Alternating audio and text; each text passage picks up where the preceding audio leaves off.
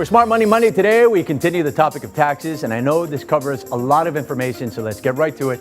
Cori Weston here, Senior Vice President and Relationship Manager for Bank of Hawaii, here to talk about inheritance and how it can affect your tax filing. Now, I know when someone passes, this is the last thing people want to talk about is money. How can we make this easier, Cori? Steve, the passing of a loved one is a difficult time. There's emotional distress, but there's also logistical and financial items that need to be considered. One of the things you should always look at is the estate planning documents, such as a trust and a will. Many trusts provide that assets will be placed into a marital trust. This is to take advantage of the estate and gift tax unlimited marital deduction.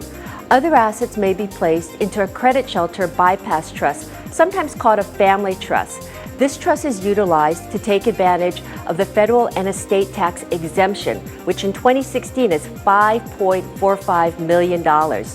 Also, the appreciation of the assets in the family trust are not taxed upon the second spouse to die. So there's a lot to consider. My best advice would be to contact your family advisors. That's a lot, and it's very helpful to know. Any other information on, say, maybe life insurance?